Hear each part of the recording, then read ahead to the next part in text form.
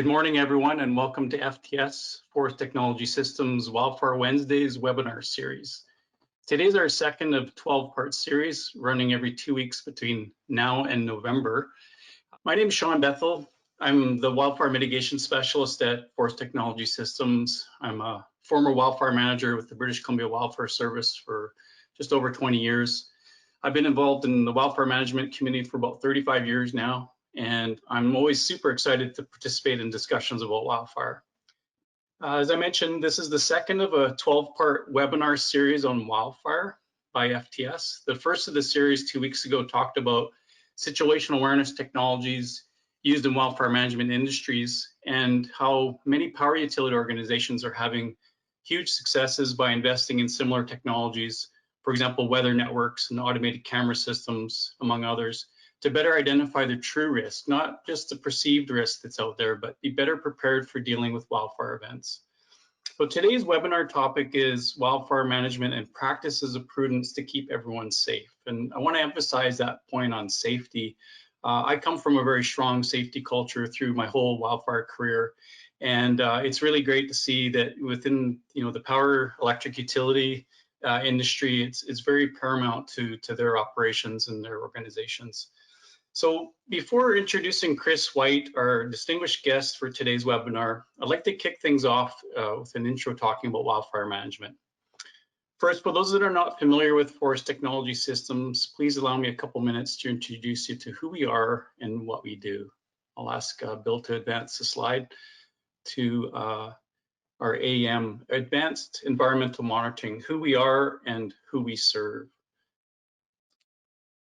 So Advanced Environmental Monitoring is a private equity firm in Boston, Massachusetts, formalized a group of companies, leaders in their area of expertise to develop a group of companies covering off everything from total lightning network and early warning and forecasting, precision weather and climate monitoring, pardon me, sensors and software for agriculture and crop management, flood warning and hydrological monitoring and alerting, and of course wildfire situational awareness through Forest Technology Systems. The whole family of innovators covers 370 years of combined expertise and 400 staff covering a wide range of industry needs, including over 50 software developers. So it's a large group, and we're really proud to be supporting all these different industry sectors. Next slide, please. So who we serve are over 50 USA wildfire agencies, a lot in Canada as well. Of course, from British Columbia, Canada here, FTS has supported the British Columbia Wildfire Service for close to 40 years now.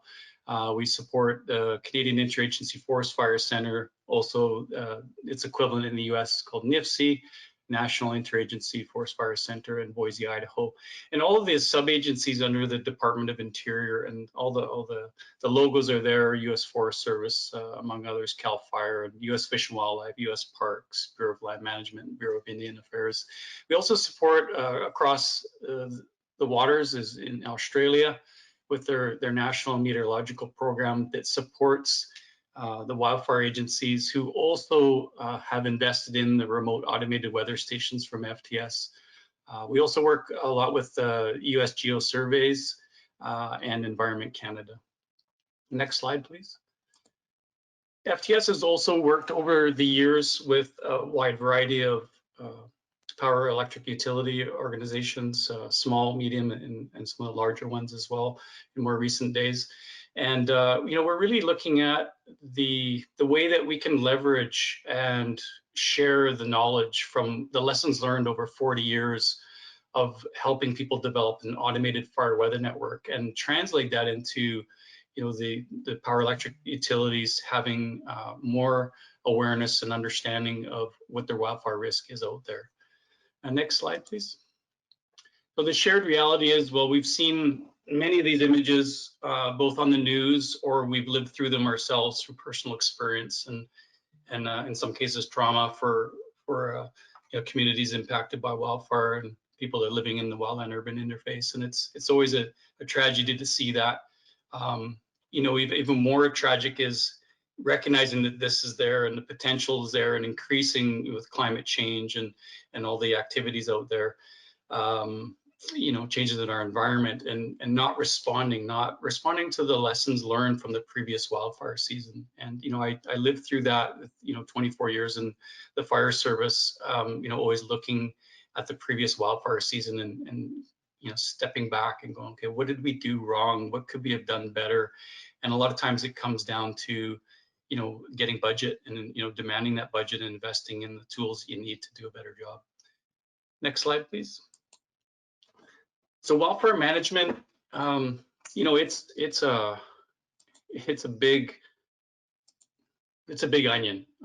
You know, wildfire management covers a wide range of subject matter. You know, we often talk about wildfire mitigation, which is very focused and captures a portion of overall wildfire management. But today we want to talk about some of the best practices in wildfire management, how these translate into wildfire mitigation planning and activities. But at the end of the day, you know, these discussions are all about understanding our workload when it comes to wildfire, what to do about it, how best to do it, all in the context of understanding that wildfire is weather dependent, and with that comes a very dynamic environment, and sometimes with positive or negative outcomes depending on how prepared we are to plan and respond to any given circumstances out there. In my wildfire career in British Columbia, we looked at wildfire management as a business cycle: prevention, preparedness, response, rehabilitation, and recovery.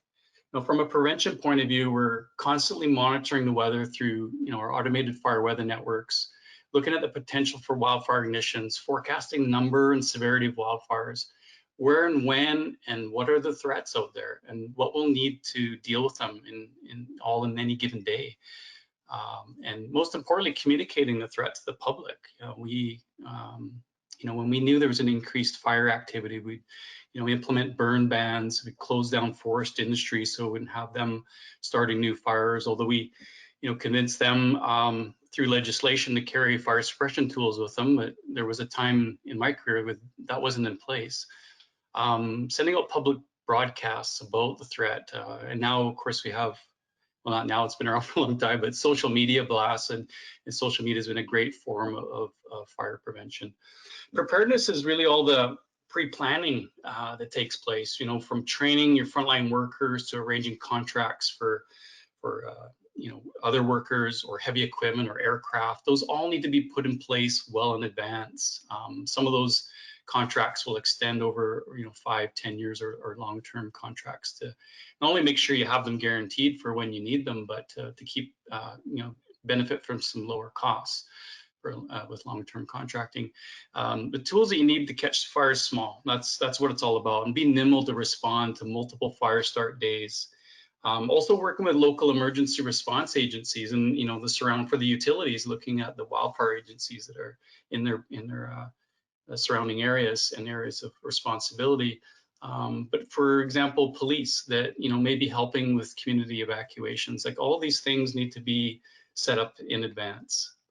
The response side, well, it's a bit more pragmatic and often more straightforward. We identify the critical thresholds with quantifiable data. We set trigger points, calls to action, responses necessary to meet the challenges in advance of wildfires. We always endeavor to be more proactive and less reactive. You know, this makes us all safer, but we also, in doing that, you can realize some cost efficiencies along the way. And that's not the subject of today's webinar, but it could be a webinar in itself. The rehabilitation efforts, these are often not talked about in a lot of wildfire conferences that I attend.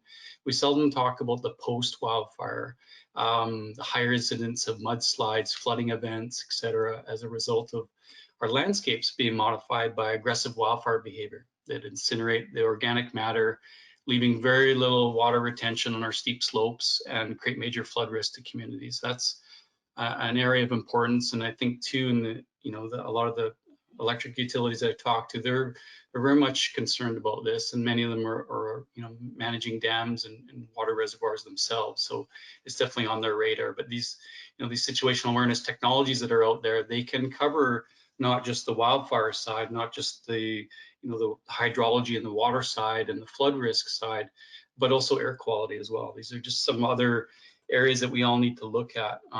You know, on a personal, I would say when I look at rehabilitation, I have to look at, you know, as the wildfire workers themselves. You get completely burned out after even just a 2 to 3 month fire season. It's a lot of moving parts. So I would say that rehab is, let's say that people need rehab, but I would, you know, admit that I needed some rehab after some really bad fire seasons in the past. In terms of recovery, in my previous jobs, it was mostly about, you know, paying bills, collecting from stakeholders or industry that were, you know, maybe responsible for the crisis or had some part to play in it, or that we use their resources during wildfire events to, you know, rent equipment or services.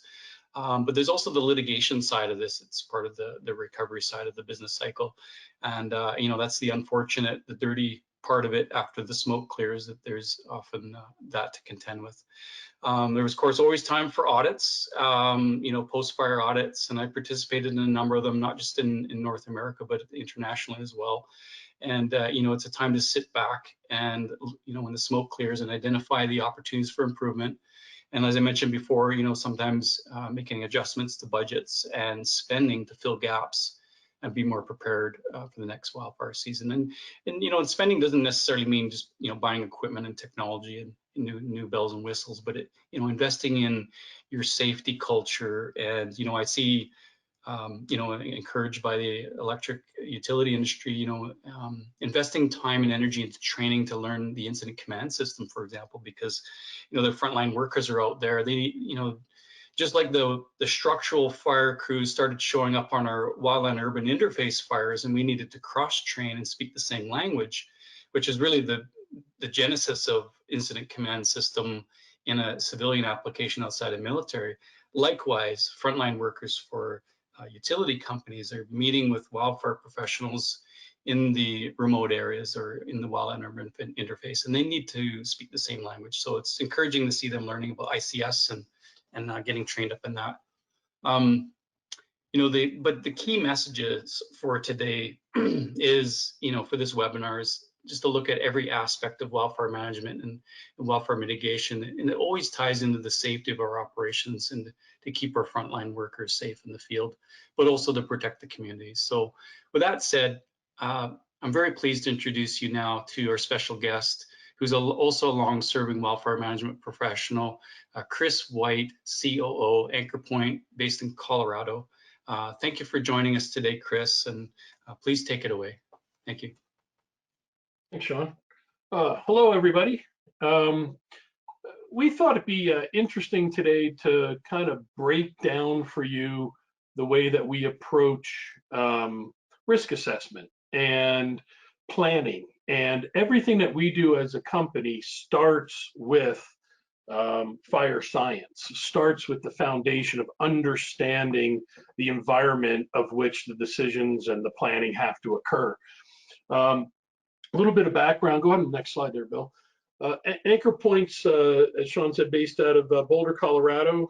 We've been corporately around for 20 years and are composed of fire scientists. We classify ourselves as a wildland fire science consulting company. Prior to Anchor Point 20 years ago, we all kind of came from the federal government, state government, all very much rooted in fire. Go ahead, Bill. We do a lot of different work for different communities, whether it be International Association of Fire Chiefs, Western Fire Chiefs, fire safe councils in California, communities. But we also work directly in energy. One of our oldest clients is actually DOE at the Los Alamos National Lab and other areas. We've done some work in BC with Kinder Morgan, Chevron. You could see some of these kind of local projects here. Go ahead, Bill. But what I wanted to have you understand is I'm going to show you a methodology that is considered pretty progressive. And yet you can trace our foundation for risk methodology back to really sound US policy that we've been involved with. We're on the original, you might have heard of Firewise. We were on that original committee in DC when they said, hey, we want to start something called Firewise and base it on Neighborhood Watch. We've been working with FEMA for about 15 years as their subject matter experts and helping them with policy and guidance. With the National Fire Protection Association, their technical code committees, helping them write the code. Again, with IAFC, in developing leaders' guides to wildfire planning. And what this has done for us is rooted us in the development of national policy and national methodology. And we've now kind of repurposed all that into what I'm going to show you here. And I think it's important to know because unfortunately, in the world that we live in, we always have kind of a litigious view in the background. And we always want to make sure that our approach can be traced to accepted policy and procedure. And so you'll kind of see that as we go through. Yeah, Bill. So I want to talk about fire behavior, about how to identify high target threat areas, whether that be actual infrastructure or communities, how to prioritize line seg, how to eat the elephant is really, I think, what it comes down to. What we've been so amazed at is the scale and the scope of the problem, particularly when it comes to power utility. How do you prioritize? How do you know where to start and where to put effort instead of it being perhaps political or squeaky wheel kind of a thing based in science? And then talk a little bit about detection and interpretation and some of these other components. Go ahead, Bill. So in our world, all fire planning starts with fire behavior analysis.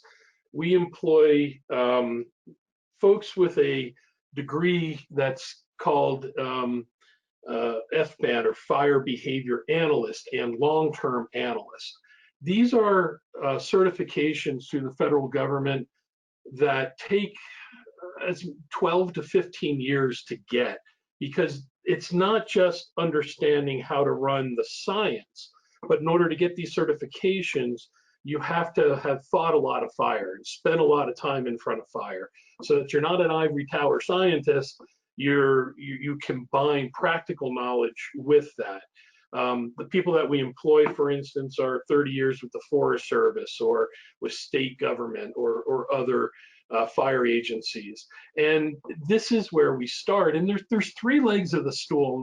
We joke that if you ever want to pass any fire class, answer all the questions with fuel, weather, topography, and you'll probably get a C, because it's the foundation of everything. And so fuel is vegetation. And we'll talk a little bit about how that comes about.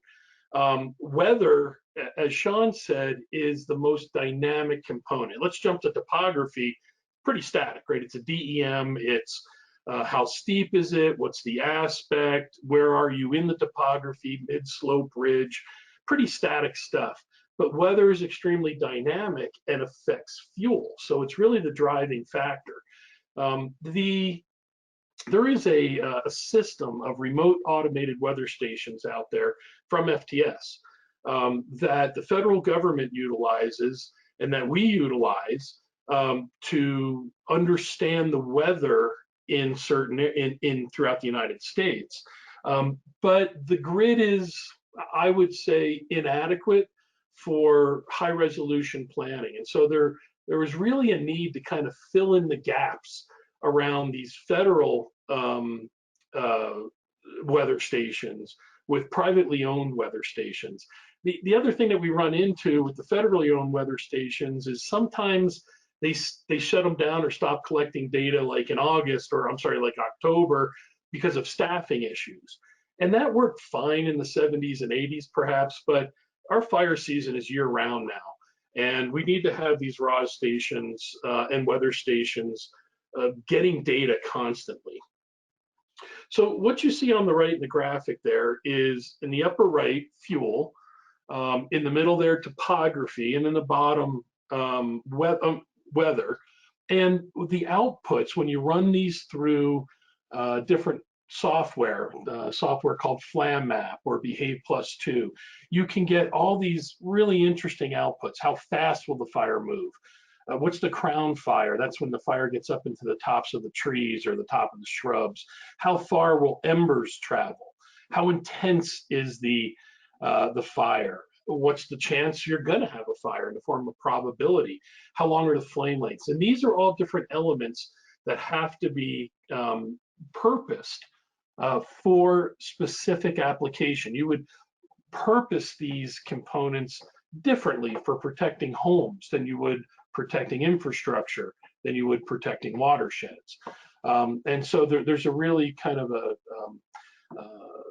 a filter that has to be applied on these outputs. Go ahead, Bill. So fuel is the first thing to look at. There is a national data set of vegetation classification in the fuel called Landfire. The most recent collect was 2016, and it is an imperative process that is run by the Rocky Mountain Research Station and USGS and others to collect all vegetation in the United States and translate it into fuels. The data quality is what you would expect at a national scale. There are some problems with the accuracy of the data. And depending on the, again, the resolution of the study, there needs to be modification. One of the things, particularly with electric utility, that we often do is to look at areas with insect and disease. Of course, that was really the Intermountain, Rocky Mountain region, 10 to 5 years ago, and then California over the last 5 years. But is to take what is very difficult to understand is dead and dying trees and how that affects fire behavior. And what you see here is actually a remote sensing collect that we did that gives a percentage of the dead and dying trees per area. And you can extrapolate from that the change in fire behavior. So that's an important component. Go ahead, Bill. Again, kind of looking at resolution, these are different fuel models. You can TUs or SH or shrubs and timber understory, and there's all sorts of different classifications. But it needs to get down to what we call stringers of fuel, right? Areas where, if you can envision kind of a line running through, there are good, bad, and ugly areas, and they're not all equivalents. And so there needs to be certainly, depending on the need, very, very high resolution collect when you're getting into LIDAR and that kind of thing. But if you're looking at an entire service area and just trying to figure out what areas should we dive deeper into, a less robust, a less accurate collect is probably appropriate. So there's different scales that are achievable with different technologies in the vegetation layer, and that vegetation layer drives fire behavior very much. What I just said, I think, is the same to be said for weather. Kind of generic, larger scale analyses, perhaps the existing ROS stations are adequate, but to get more granular, there needs to be more data to fill those gaps. Okay, Bill. So we looked at some of these fire behavior outputs. Let's look at flame length, rate of spread. I think this is interesting to kind of understand. This is actually up around, this is up in central Wyoming.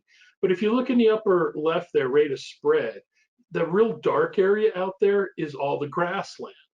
And then the lighter areas with slower rates of spread, how fast the fire moved, is all within the national forest. But that's just mirrored or flipped when you look at flame length, right? Grass now has low flame length, but when you get up into the timber and the shrub, you get higher flame length. And so just looking at it from a picture perspective, you can see how, depending on the output that you're looking at, can have very, very different meanings. And we aggregate flame length in something called heat per unit area. That's how long does the fire cook in any one area.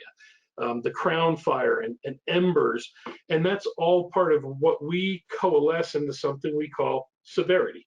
And you can see the underlying severity map there with a distribution line running over the top of it, and start to get a sense of areas that might be more vulnerable than other areas. Good. We always feel the need to couple severity with frequency when you are trying to prioritize areas where you're trying to eat the elephant, right? And the reason for that is you could have, very significant high altitude areas that don't burn very frequently, but if they do, they can burn very intensely, and there's business decisions that have to be made around that. So frequency plays this factor of concern, if you will, and you can look at historic ignitions. We look at lightning strikes, but you don't want to look at lightning strikes without understanding the consequence. Otherwise, you may have a high priority area that gets hit by lightning all the time, but it never starts a fire. So we look at lightning strikes that only create fires greater than 100 acres and kind of vet all the rest of them as false positives. Again, this is the intended purpose of evaluating that. If you just wanted to know where lightning hits, you use the raw data, right? So there's a need to, again, to repurpose that data. And other elements that come into frequency is something called PIG, probability of ignition. I'll show you that in a second. Historic ignitions, perimeters, simulated burn probability, Monte Carlo simulation that just runs tens of thousands of fires. This is again out of the Rocky Mountain Research Station. And again, it's good in some areas. In other areas, higher altitudes and desert areas, it's not as accurate as we would like. And so you need to really kind of combine data of different scales and different origins in order to be more accurate. Go ahead, Bill. How about I just go ding? So this is the frequency.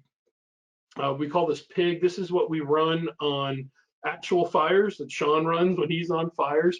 It's the probability of ignition given specific weather, fuel conditions. And this is the Front Range of Colorado, all of Colorado. And you can see how areas in agriculture have a lower probability, which makes sense. High altitude areas also lower probability. But as you move on the Front Range there from the grasses into the shrubs and the grass shrub and the grass tree, this is where your probability starts to pick up.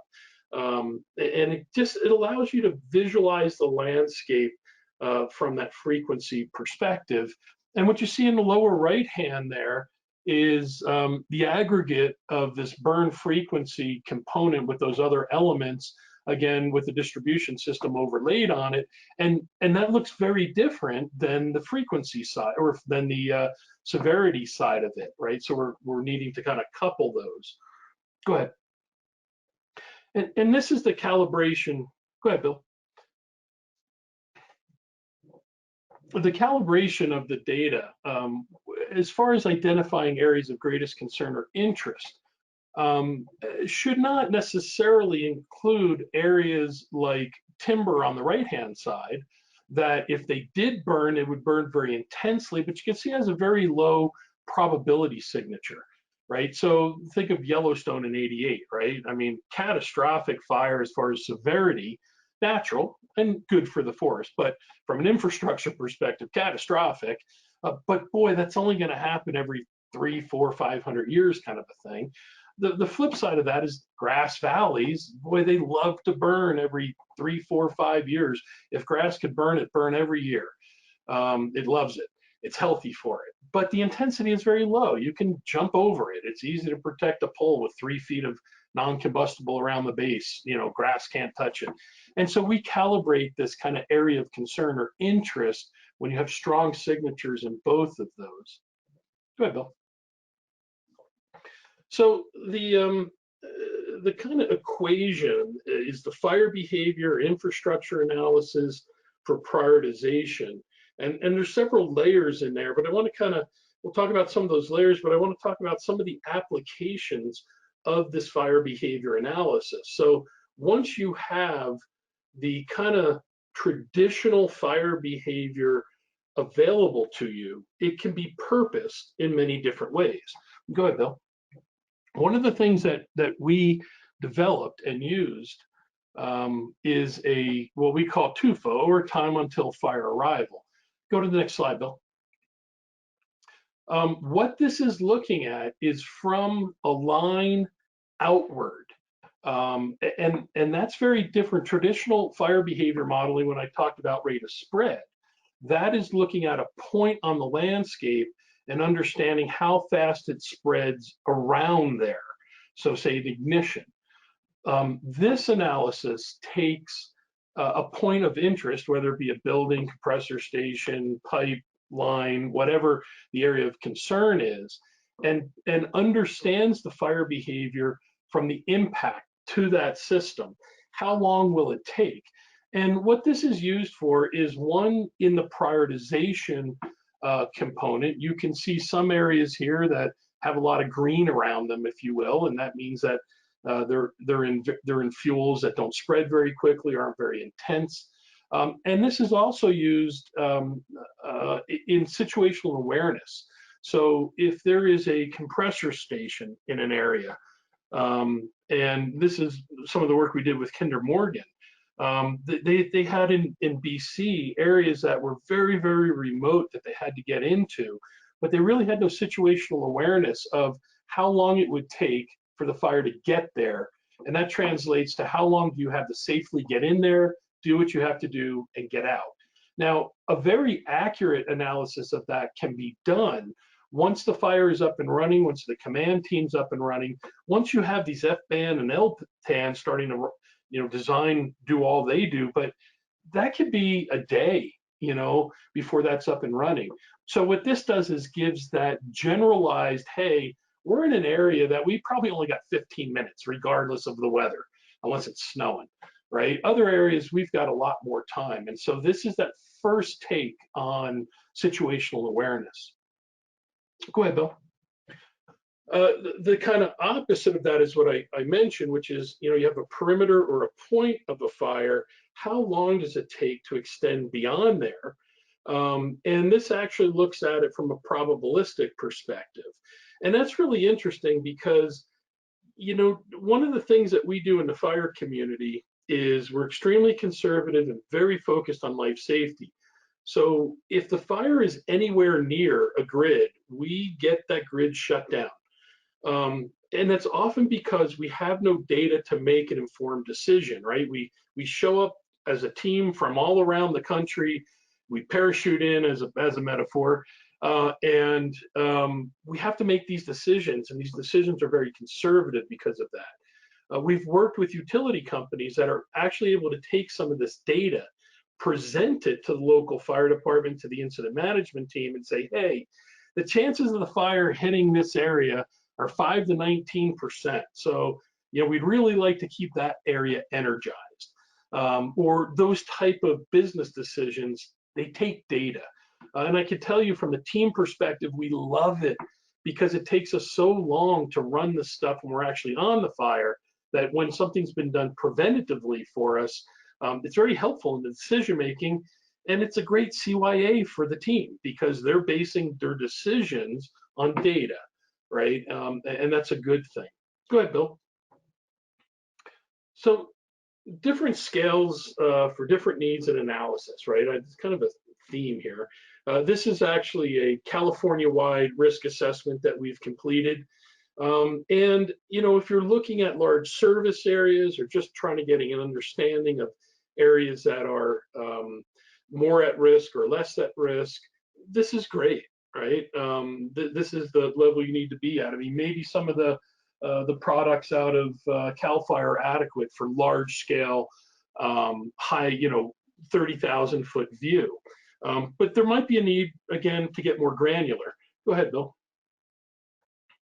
And what you see here is an approach to identifying high priority line segments. And in this flow chart up there, you could see that you start with everything, right? And then you can, from a wildfire perspective, remove lines that are in urban areas. That's not where we're going to start a wildfire.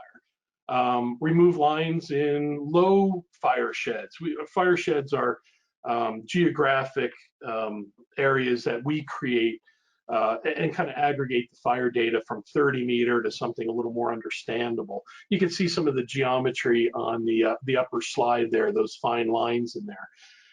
And then you have a remaining system or a remaining lines.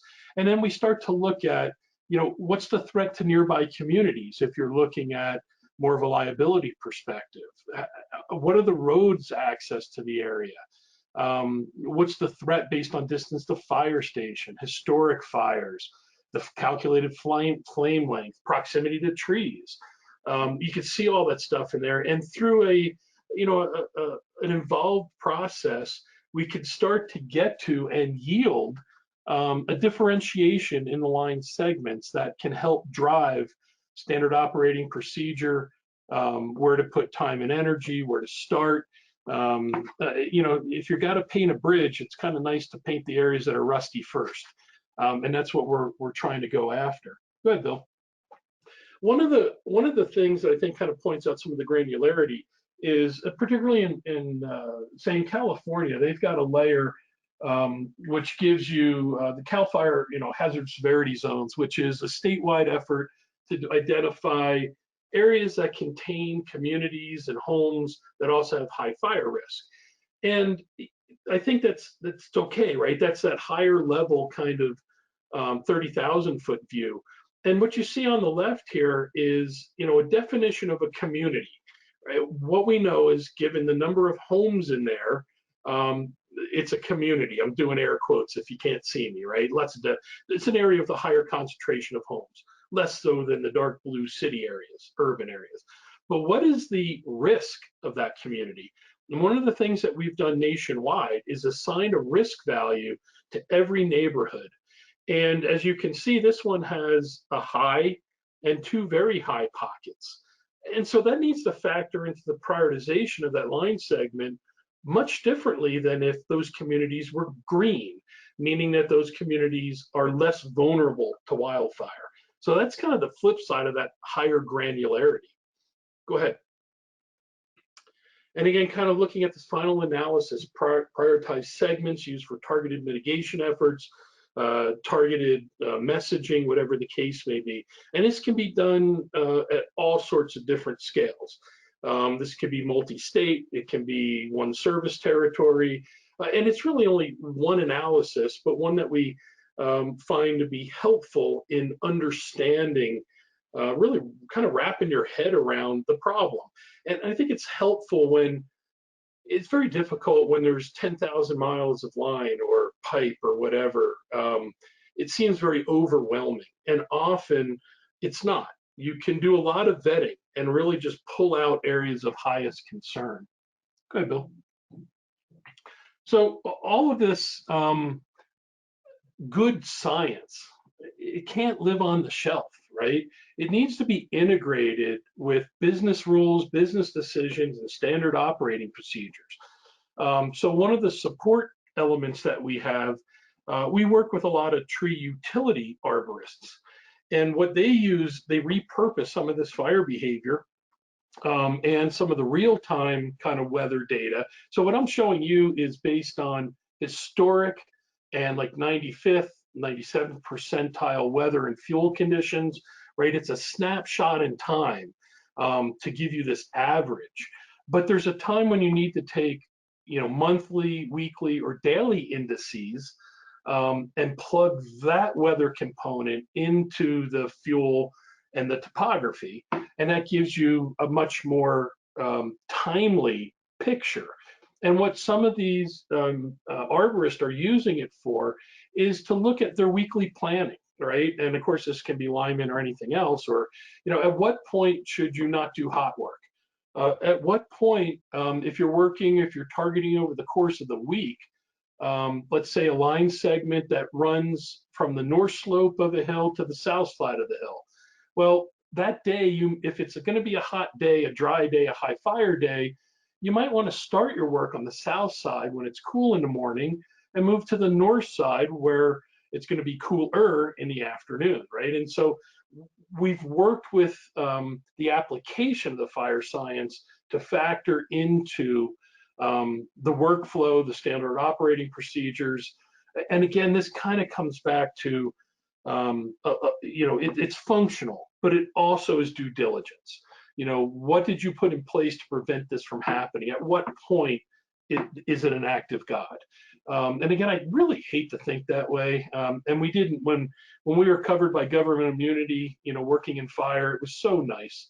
We didn't have to think that way. But in the private sector, unfortunately, we do. Go ahead, Bill. So Shawn mentioned, situational awareness and working with local fire departments, enabling them. This is another application of the fire science. On the left side there, you see this fire threat indicator over here, overlaid with a line segment. And on the right is stuff that speaks to the fire community. Where's our access? Where are our homes? What are the trigger points for extreme fire behavior that day? And that changes everywhere. How many homes in the area? What's the risk rating? And these are all things that empower the local fire department.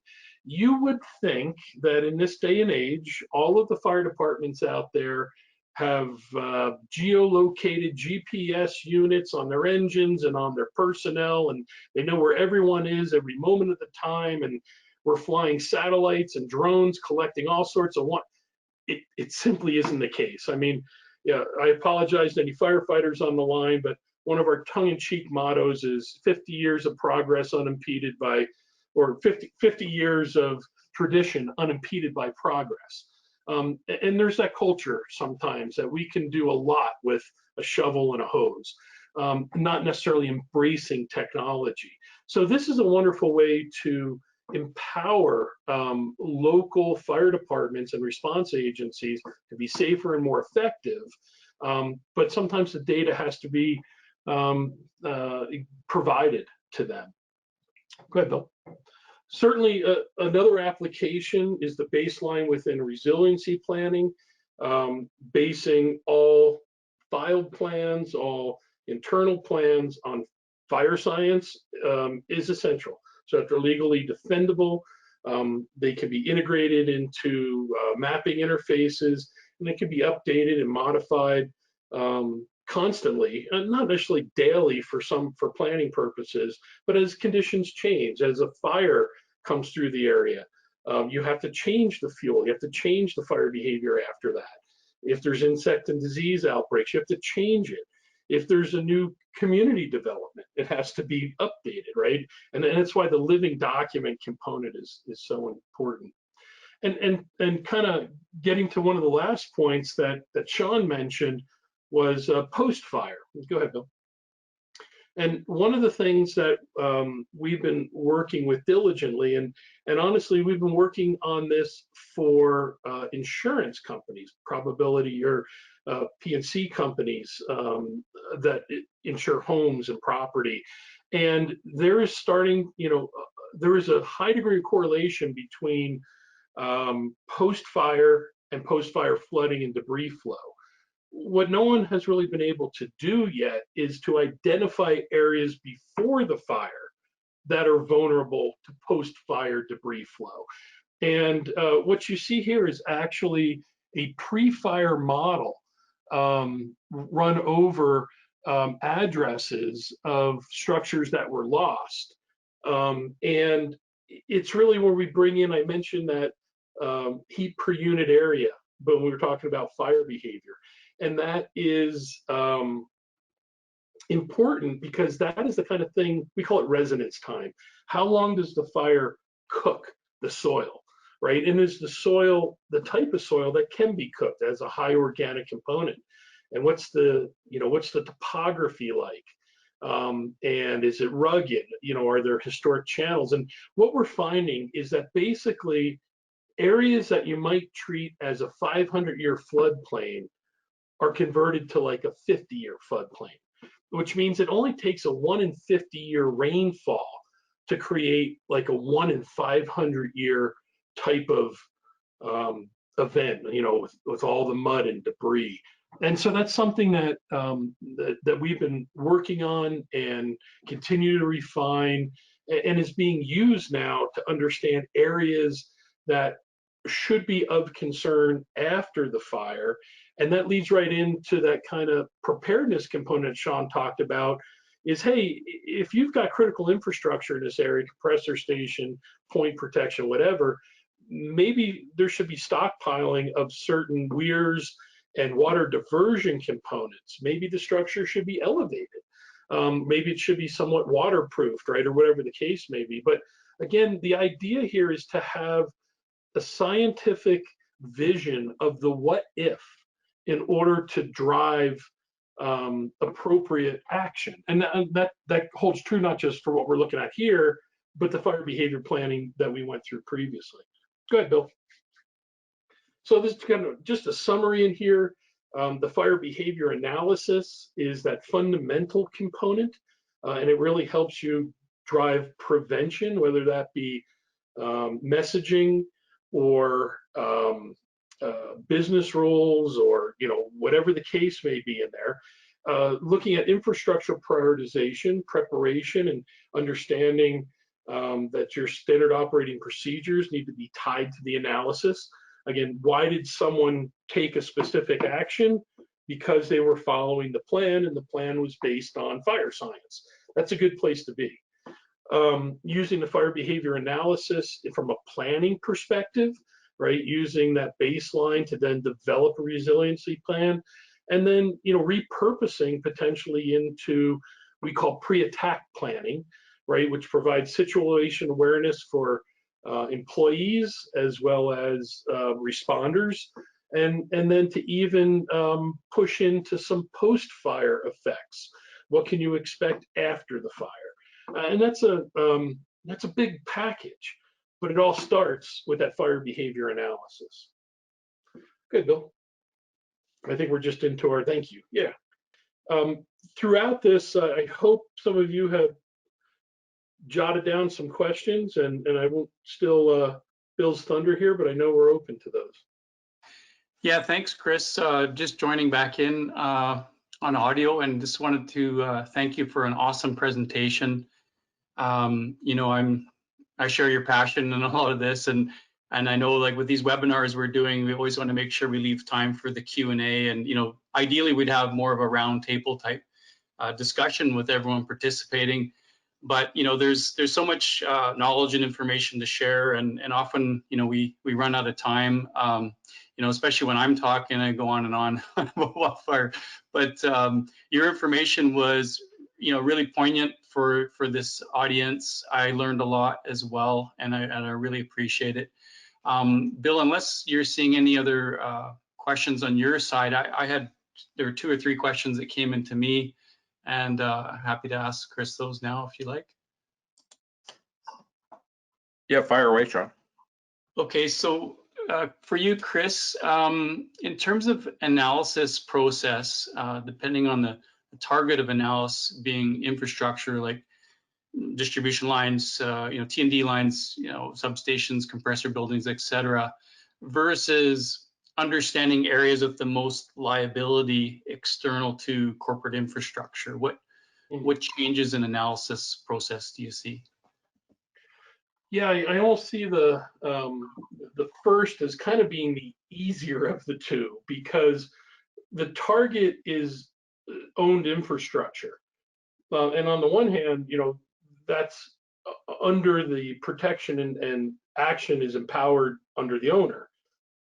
And it's a pretty straightforward calculation where we're going to be looking at what is the resistance of the target in question, right? If it is a utility station, or say a compressor station or something like that, versus a line versus a buried pipe, what's its vulnerability to heat is really what we're looking at. And then heat comes from a couple different ways.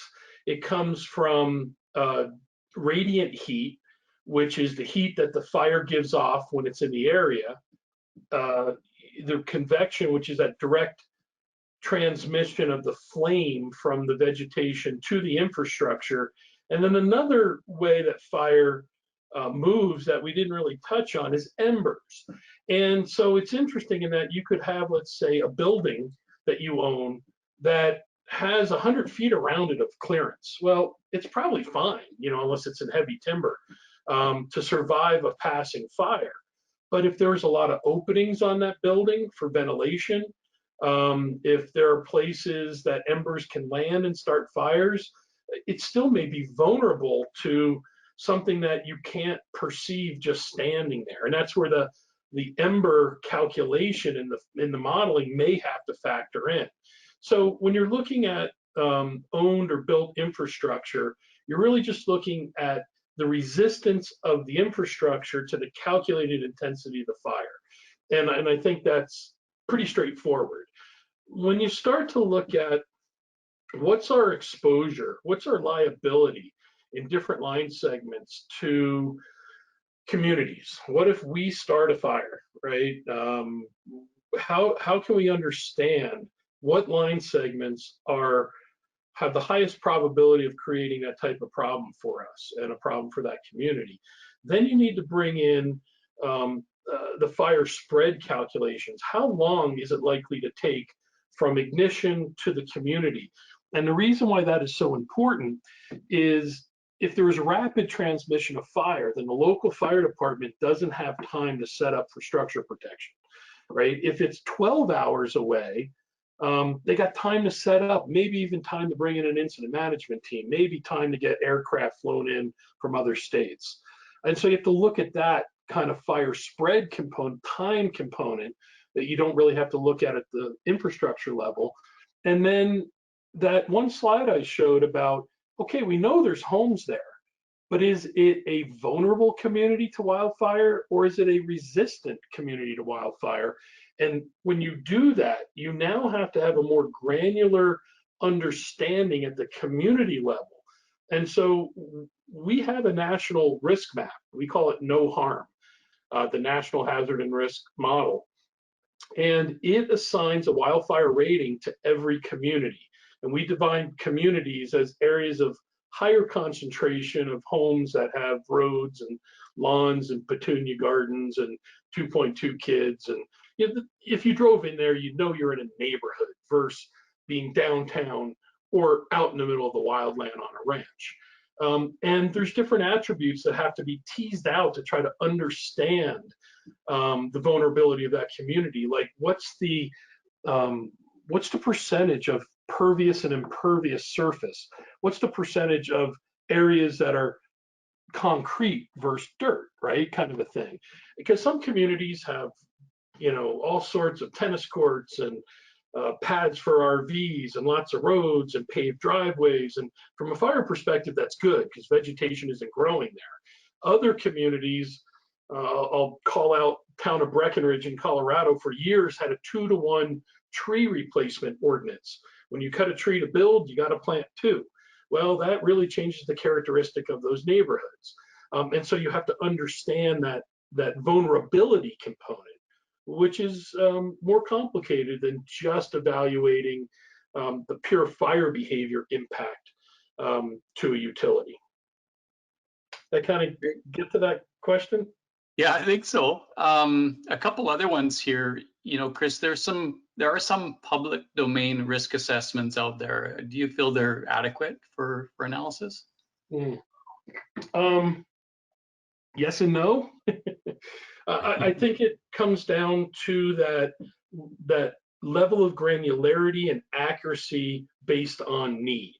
Are there some products out there that can get you where you need to be as the first blush of, hey, we've got a huge service area, where's the good, bad, and ugly? Yeah, I think there's some stuff out there. One of the things that all the public domain evaluations are based on, as are ours, for the most part, is land fire fuels. And we mentioned that in the beginning. Now, when we do our own collect, right, with LIDAR or satellite and machine learning, we don't use the land fire, we start from scratch. But often we do start from land fire. But land fire is a remote sensing attempt to collect vegetation throughout the United States and pigeonhole it into one of 40 fuel models. And some places it's right on, and some places it's critically wrong. Having used the product since it came out, and having worked all over the United States at a much more boots on the ground granular level, we actually understand what where it's good and where it's bad. And that's really important because I said, you know, fuel kind of drives the equation with weather. And so just as a, for instance, when you look at a national scale, California chaparral is a fuel model, but that same indication shows up in South Jersey with the grasses that are adjacent to the swamps down there. And we know that there isn't chaparral in New Jersey that's specific to Southern California. But they're very close from the visual signature, and that's how it happens. So you have to be cautious and not take verbatim data that is coming in from the public domain, nor from a contractor, right? I mean, everything that comes in should be vetted and understood. The hard part is with a lot of the federal products, you don't have that transparency. It's hard to call up the lab and say, hey, I'm seeing this, is it right or wrong? That's not their job, right? Their job is to produce the baseline data, whereas a contractor has that ability to be more transparent of how we arrived at these decisions. So the answer to the question I'd say is, depending on the scale, depending on the need for accuracy, those are kind of that's the weight, and it's a cost benefit. Yeah, and you know, similar parallel is if you look at, you know, the developments of the, you know, Canadian and the U.S. wildfire danger rating systems, and you know, implementation of, you know, for example, in USA there are 3,500 RAWS stations across the USA, and you know, a similar network in Canada, and that was used for, you know, forecasting wildfire threat. Well, We might be having some internet connectivity Yeah, issues. so I know what Shawn was talking about is, you know, what feeds the weather component for the public domain risk assessments are the RAWS stations. They're spotty in a lot of places. One RAWS may cover like 2 or 3 or 4 counties. And you can imagine in the West, you can have really diverse fuels, weather, topography across multiple counties, right? And that's where some of the granularity of additional weather stations really helps out. Because when it comes down to it, sometimes this is about canyon level drainages, right? Where is the wind going to channel coming down a drainage and really create a lot of problems? And when we do our highest granularity assessments, we're getting down to those kind of outflow winds, but we're tapping into weather data that's far beyond the federal RAWS station grid. Absolutely. so we have just a couple minutes left, and there was one more question, Chris, again for you. How has your data and methodology been vetted, approved, or reviewed? Through our peer group, we have a very high standard. When we do custom work, let's say for a fire department or a county, it is often used for life safety decisions. And the accuracy and the quality and the thought process have to be approved by the fire chief, by the CAL FIRE professional, by the Forest Service FMO, whatever the case may be, because they're going to make life safety decisions on it, which is always nice because we can take a breath when we're talking infrastructure, right? But we strive to kind of have that same level of accuracy so that it could be used for life safety. We work for a suite of entities across the United States. We just wrapped up a massive project for the Angeles National Forest. Our methodology I just showed you is what we used to help them develop their fire plan. That was our peer review, right? We worked with some of the most experienced fire management people on the planet because they see so much fire on that forest that they help us vet it. They understand our approach. They approve of that approach. And that changes whether we're working for a national forest, a local fire chief, a utility company, property and casualty. Everyone's got a different filter. And so taking those filters in and understanding the way people look at data is also very important. I'll wrap up by saying, our office is in Boulder, and we're surrounded by UCAR, NCAR, NIST. Honestly, some of the most brilliant people on the planet are there. And we're bold enough to go in there, and we meet with those folks, and we show them what we're doing, and we get their comments. And you know, sometimes they call a spade and say, hey, you guys missed the boat. That's awesome, right? We've learned. And so we couple our internal 30 plus years of being on fires with tapping into other people with that same level of experience and understanding how the science community views things. And that's our peer. That's our peer group.